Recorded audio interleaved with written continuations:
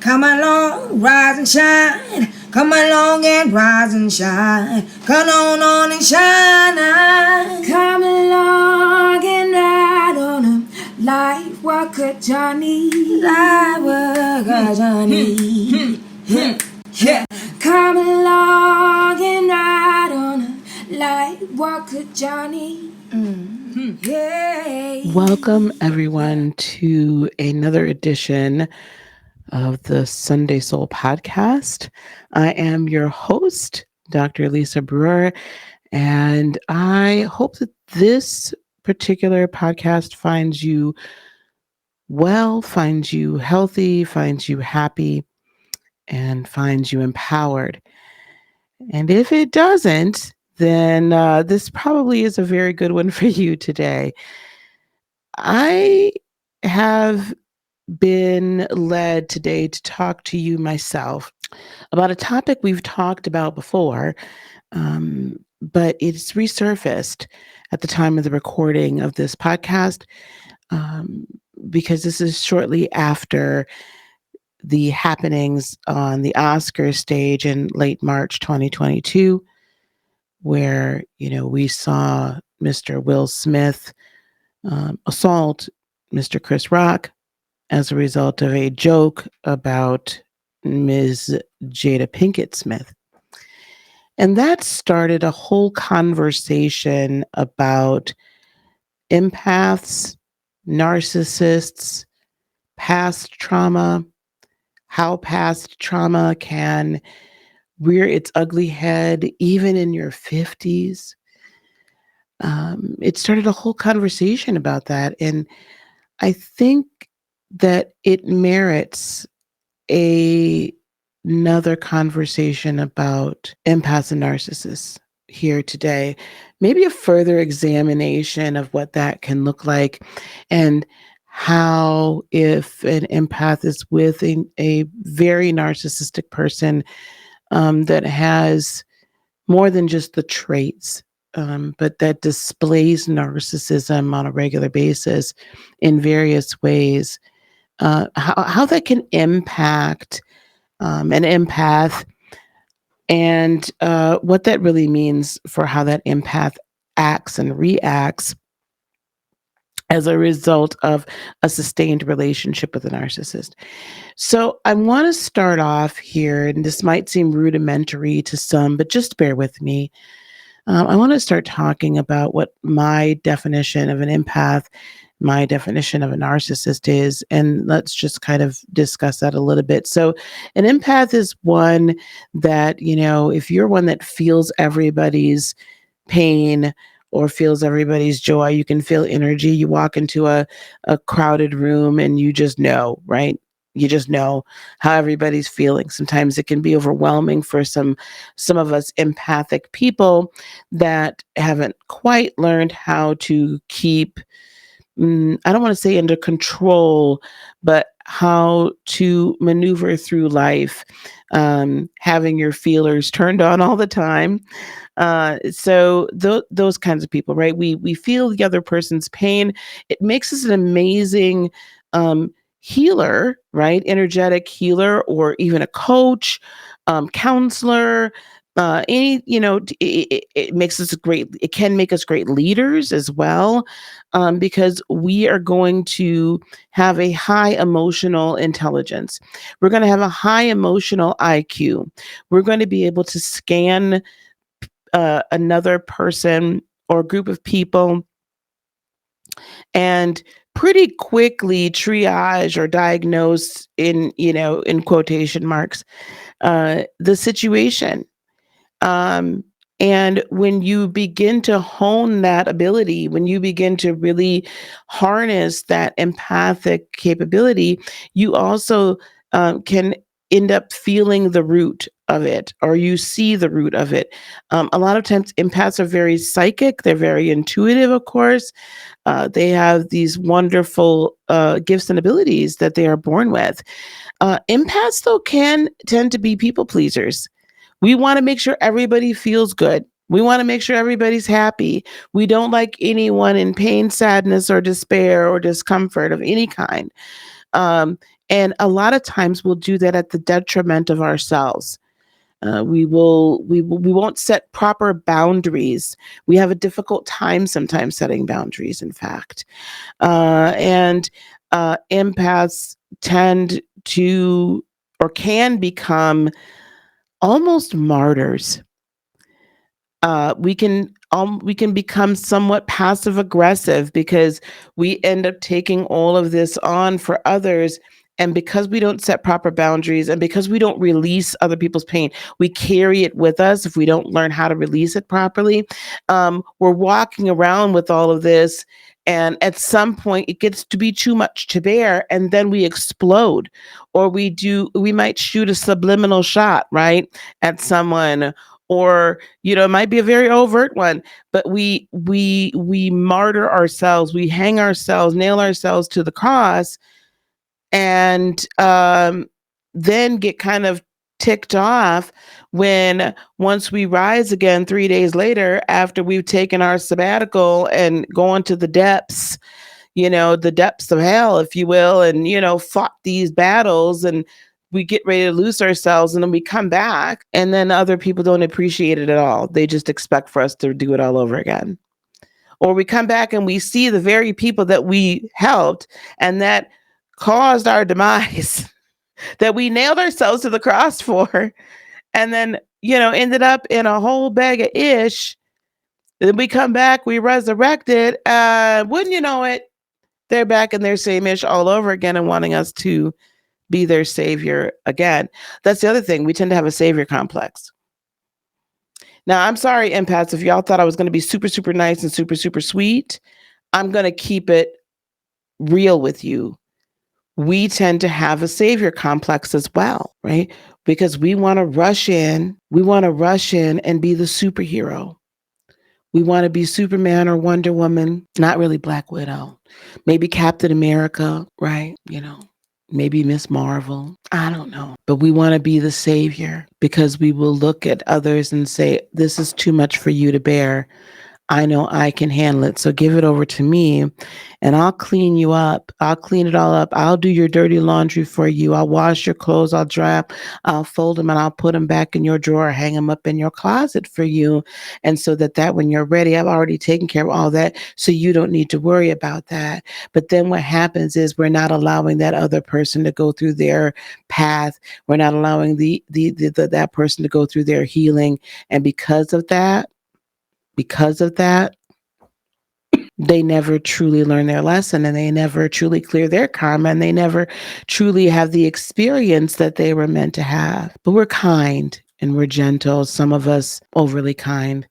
We have great compassion for others, but we don't have any compassion or very little compassion for ourselves. We really ride ourselves a lot because we think that we have the responsibility and the accountability for everybody's everything instead of allowing them to do it themselves. But a lot of us empaths also have great callings on this earth. And as I've said many, many, many, many times before, one of our dirty little secrets is we're very willing to go and run around and help everybody else and help everyone else heal and be empowered and rah, rah, rah, rah, rah, right? Where everyone else is cheerleader, but we don't want to deal with our own stuff. We have all this simmering underneath, which can then give us narcissistic tendencies. Like we all have them, right? There's a healthy amount of narcissism that resides within each and every one of us. We absolutely have to have that, right? Some people would call it ego, but we have to have that. Like that's what we should have so that we can go through life and not just allow people to kind of trample over us.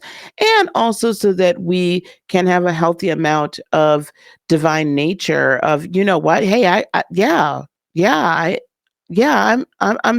one. Yeah, I'm that one. I'm that woman. I'm that man, right? I am an amazing, awesome, divine being. So there's a healthy amount of narcissism that allows us to place boundaries down and have a healthy amount of faith and belief in self and look inward rather than out externally for validation and verification and then for manifestation. But But what can happen is that those narcissistic traits can end up becoming kind of malignant, like kind of a small malignant tumor that, again, will erupt when pushed, right, to the absolute limit. And because we are so much, we definitely mirror and then project again. We definitely internalize. If we're around someone and choose to stay around that person, that is extremely high on the narcissistic scale. Now, I'm not a counselor or I'm not a psychologist or a psychiatrist. Um, so I'm not going to just toss around flippantly and easily the narcissistic personality disorder label, but someone that has very high narcissistic tendencies that could be considered on the personality disorder, we will begin to absorb those traits and we'll begin to mirror them back out of self-preservation, right? And because that's what we feel at some point the other party needs in order for them to feel good as well. So it's a combination of the two, and it can get rather insidious. Now, so that's kind of an overview of the empath. If I want to go to the other side of the coin, because this is what I want you to remember as well, the empath and the narcissist are two sides of the same coin. They're two sides of the same coin. So on the other side of the coin is the narcissist. Now, there are different esoteric descriptions and definitions of narcissism. There's actual clinical definitions of narcissism as well. So I'm going to take kind of both of them and put them together because I don't think you can extricate one from the other. So a narcissist tends to not really have the capacity to actually love. Now, I say narcissists are not born, they're made. There are some schools of thought that say it is a hereditary trait. I'm not sure if I haven't discovered as of now a narcissist gene or an empath gene. I'm sure that there probably is some sort of genome that for both. And I'm sure at some point we'll discover it. I don't necessarily believe completely that narcissists are born. And a narcissist is different from a sociopath or a psychopath. Although you can have a narcissist have a person that is a narcissistic psychopath or a narcissistic sociopath, but those don't have to go together. So when I say narcissists don't necessarily have the capacity, matter of fact, they don't have the capacity to love truly because they don't feel the empathy. There's not an true empathic emotional switch within them. I personally believe, just anecdotally from what I've seen over the years and experienced both personally and professionally, that narcissists are more so created, like that the narcissistic traits that live within each and every one of us are heightened, and typically it's due to some form of series of traumatic experiences in childhood and young adulthood that then create this narcissist. I found for a lot of them that they have either experienced some form of abuse, or their parents maybe have been, have abused substances, or they witnessed them being abused in front of them in some type of way. So there's some sustained boundary overrun. Like there's like the boundaries, there were no boundaries. They tend to have grown up in very chaotic, sometimes I'll say emotionally or physically violent or mentally violent situations, childhood. And all these experiences then basically create this shutdown mode where there's kind of a disassociative response to it, so that they themselves, their true selves are not experiencing it.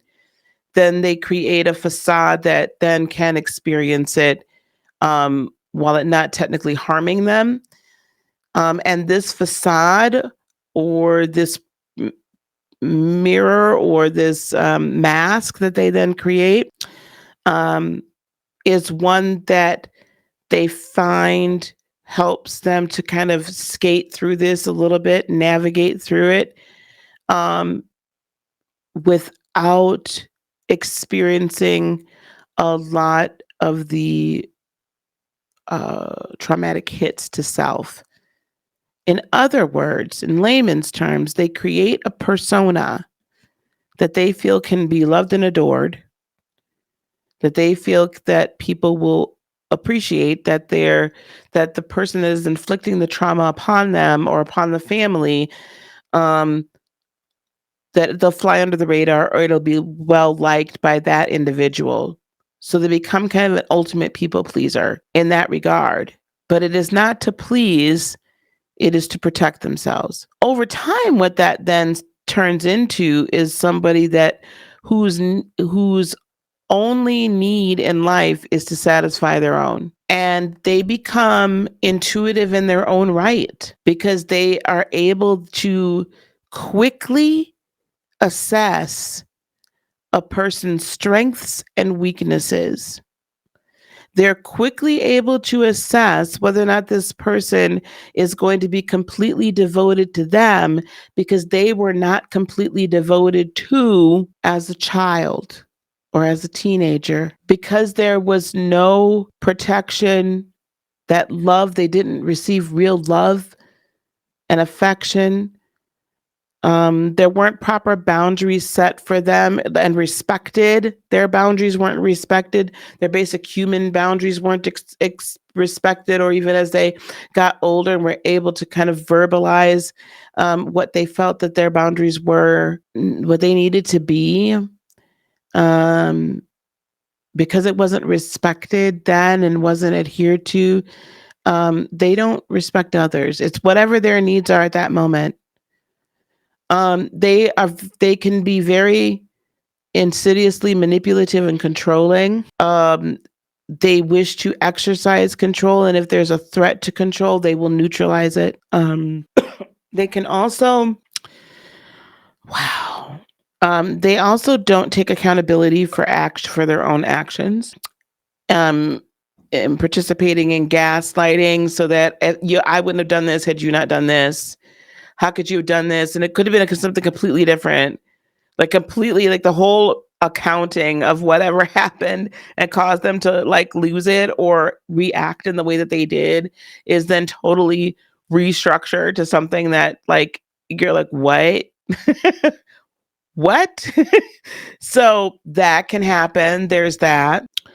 And they practice this kind of cycle of this love bombing. And it is interesting because when you look at the empath cycle and the narcissist cycle, it's actually fairly similar. Like even myself as an empath, when I first meet somebody, if I'm like, depends upon how I meet that person, but there's a quote unquote love bombing stage at the beginning where I'm just like, oh my gosh, let me come in and help you. Let me come in. Now I'm better at that than I used to be. But I can recognize and say out loud, yeah, I used to chalk it up to like, oh, maybe it's just because of my maternal instincts, or, once I discovered astrology, oh, I'm a water sign, that's why. But it's more than just that. It's the fact that I am a very, very, very strong empath. And so my instinct is to come in and love bomb, right? I'm just going to love on you, just give you all the love. It's the same thing the narcissist does. And then the next step, as we're creating a relationship then, is that I'm going to then kind of scan you and see what's going on with you, what's wrong, what's happening, why, what's going on. Let me, because I genuinely want to help you. The narcissist will scan you and figure out what your strengths and weaknesses are and where you're hurting the most, so that that's the place they can begin to exercise control in. That's the place they can hit you where it hurts and reel you in at any given moment in time. That's going to elicit a very negative, sad response. And all they want is they just want your energy, because they have emptied themselves and refuse to allow themselves to feel any longer. Whereas the empath, yeah, I want your energy, but want to give it back to you. I want to clean it up. I want to be in there, help you. So you see how these two now components come together, these two sides of the coin come together. So you go through that stage of kind of this kind of triage and then a diagnosis, if you will. Whereas the empath will then seek to empower, the narcissist will then seek to devalue. So you go through either the empowerment or the devaluation stage. Now, on the empath side, we're going to pour all of ourselves out. We're just going to keep pouring and pouring and pouring because we just want to empower and heal, empower and heal. I'm the savior, empower and heal. I'm the savior, empower and heal. The narcissist, on the other hand, will be, I'm going to suck it all out of you. I'm going to devalue, devalue, devalue, devalue. And so that you believe I'm the savior as well. And you can't do anything without me. In all honesty, if you want to be honest with yourself, Mr. or Mrs. or non-binary empath, you're doing the same thing. You're energy sucking too, not what you're here for. Be very careful. That's how you take all this energy on. And then you're like, I've got to sage and I've got to do a cleansing bath and I got to do this and I got to do that. Well, you wouldn't have to do all that all the time. We'll talk about that in one of my next episodes here very quickly. But you wouldn't need to do all that if you weren't taking on everybody's crap. Anyway, so we go through that whole as an empath, so that the outcome is now we're going to empower or heal you so that we become your savior, because we have to like satisfy our savior complex. And a narcissist will go through that so they can devalue you and then be your savior. Okay, we're following the same cycle. And then once you're devalued enough, or once you're empowered enough, right, there usually be a time period then where we can kind of coexist. But typically at this point, there's going to be like, as the other party tries to break away and somehow, there's going to be some sort of exertion of control, right? And that exertion of control from a narcissist's point of view is really predicated upon how well they've devalued you and how much they're going to make you feel good about yourself, like maybe love bomb you a little bit more and make you feel good about yourself. But they got to keep you in this state of you need me, you need me, you need me, let me help you, or I'm going to help you, I'm going to do this. This is really the wrong way, but this is the way that you can like elevate, right? Do this, do that, to kind of give you this impression that they're really here to also help you, right? And if they're doing anything negative in that space of time, they're not going to take responsibility for that. Like if they hurt your feelings or something, they're not going to take any responsibility for that. There's no accountability to be taken. That's when the gaslighting comes in. Nah, it didn't happen that way. That's not how it happened. It's not why it happened. Whereas on the empath side, you know, we're going to, if there's something that's done incorrectly, or there's some hurt somewhere, even if the other party is the one that hurt us, we actually take on accountability when we shouldn't. We remove accountability from the other party and we take it fully on. Yeah, you're right, you know, because we tend to be somewhat introspective, but let's be clear, we tend then to become the martyr, or we can become the martyr. Nobody told you to nail yourself to the cross. Nobody told you to ride in, swoop in on your white horse, okay? Sword ablazing, sword unsheathed, right? Doing the most. And yet we didn't even bother to bring our own shield to shield ourselves. Nobody told you to do that.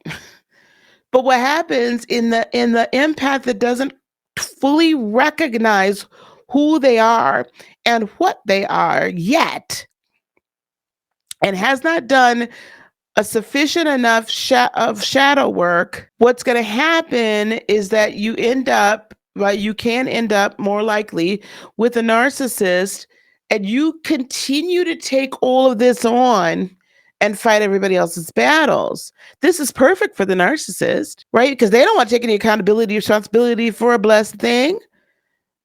And you're going to take it all on yourself. Great. This is grade A fuel, grade A supply. But then when you get tired of it and you're like, I can't do this anymore, this isn't right, you're not respecting my boundaries. Like when you get a little bit going, then on your side, now you're kind of this open martyr, right? That's kind of the passive aggressive that can come in. But then on the other side of it, the narcissist then goes on the smear campaign. And the more they smear you, the more the empath feels like they have to defend themselves because it's not how it went. Or the narcissistic supply. It doesn't always have to be an empath, but I'm speaking directly to my empaths today. And I don't care what gender you are, sexual orientation, or anything. As we see with the Smiths, and there's a few other ones I can come out here, other couples I think maybe we'll want to kind of dive into to get this, because the female narcissist phenomenon is definitely not as understood, nor is it as recognized as the male, because it is such masculine, aggressive energy that we don't recognize that can reside as well within women or females, and because we perceive that they should be soft and not like this. But I feel that the female narcissist can even be more insidious because of the feminine, maternal, kind of seductive, and somewhat manipulative. Like, we can speak to the heart in a way that just tears you to the bone. So anyway, so it doesn't matter to me where you're at on this whole spectrum. This is just human being to human being. So the more you as an empath fight it, and the more you protest and speak about your innocence, right, the more the smear campaign keeps going. And it's a cold-hearted logic. Some logical, like, oh no, I don't know what their problem is. No, you see how crazy they are right now? This is what I have to deal with. No, he shouldn't have gone up there and done anything to that man. I'm so disappointed. I don't need anyone to protect me. Sounds great, doesn't it? But that's not what was really happening. Okay. Now, why am I even talking about and giving you this baseline again? Oh, so yeah, we go through the smear campaign, and then once they've sufficiently whipped you into shape and made you look like a complete and utter fool, and you're ready to give up, then we go right back to the love bomb. See, for us on the empathic side, our quote unquote smear campaign would be more of the martyrdom. Like, we are very open about the martyrdom. I've done so much. We've taken all of this, honey. I've washed all your clothes. I've folded them. I've hung them up. Here it is. I've washed everything. And here, brand new chakras. All squeaky clean and balanced for you. Let me go over here and sit in like spiritual baths and sage for like days. Just sit in a cloud of sage smoke for days, right? We do that. We do that. And it's so wrong that we do that to ourselves. So I want to give you this little bit of intro. I don't want this to be too terribly long, but this is going to be the basis now for the next segment, which we'll record shortly and I'll drop, about how this interaction then, what long-term exposure to narcissistic personality abuse or narcissistic abuse can do to the empath. And I will touch on this just a little bit right here. Now that you've kind of seen that how the cycles go, like concurrently, and how they actually match up, can you now comprehend how after sustained love bombing, let's say build up only value to love bombing, scanning, hurting, devaluing, smearing, gaslighting, and then back to love bombing, all this like over and over and over. Let me swoop in and save you. All this over and over and over again. Can you see how that then cycle repeatedly could potentially bleed over into the empath's auric field or the empath's energetic processes, and begin to twist a little bit here and twist a little bit there? Some of the things that are so beautiful about being an empath, and that empath can start to take on the narcissistic traits. And I can tell you from personal experience, it's a lot to do with just survival. But at some point, it's kind of like the vampire that kind of almost that takes you to the brink of extinction and then allows you to build yourself back up. If you guys read the Vampire Lestat, like those books, you got to read that. Like you got to read those Vampire Chronicles, because it tells you in a very succinct way, a very easy to understand way, how this happens.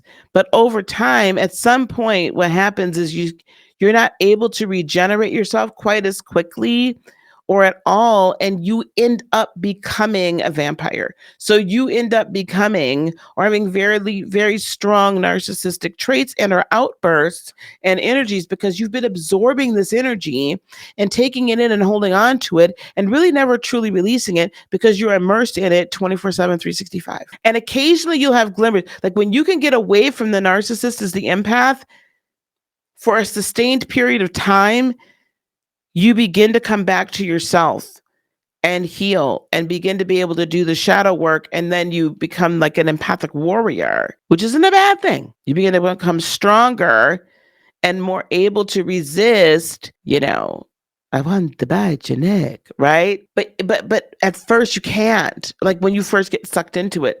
But over a sustained period of time, this all begins to bleed and coalesce and coagulate. The sad part is I don't see enough where it bleeds over the other direction. In other words, it is rather rare for someone that is a very strong narcissist, even like kind of a mid-range or a medium narcissist, to ever get out of that. For whatever reason, the osmosis does not happen that direction. By and large, it really takes a lot to get in there and get that healed up.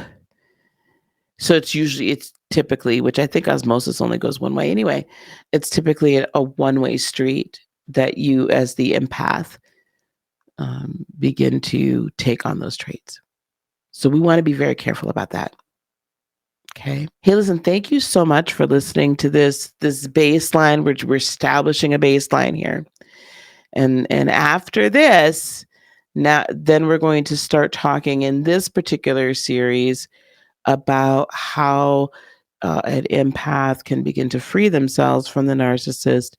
If you can't free yourself, how to better survive in it. So we're just going to talk about some nuances about this relationship in the coming episodes. I can't wait. Now, don't forget in the show notes or the description box below, wherever you're watching and or listening to this, please feel free to go to my website, heartofinspiration.net, and sign up for our newsletter. In that newsletter, every week, it's a weekly newsletter, comes out on Mondays. We're going to be giving you some blog articles, channeled messages. We'll talk about the astrological cycles for the upcoming week. My coaches from Lightworker Academy are actually going to also be talking to you about, different aspects of how to better position yourself to step into your role, if you're called to this, as a healer, teacher, coach, mentor, and step into your purpose. We're going to talk to you as a coach and give you so much more information. So heartofinspiration.net, go sign up for the newsletter. It's chock full of great information, and I can't wait to see you there. Thank you so much for listening. Please, leave me some comments and a review, and I hope that I have earned your follow. Peace, love, blessings, and joy be unto you today, tomorrow, and for all eternity. I love you so very much. Namaste, everyone. Bye-bye.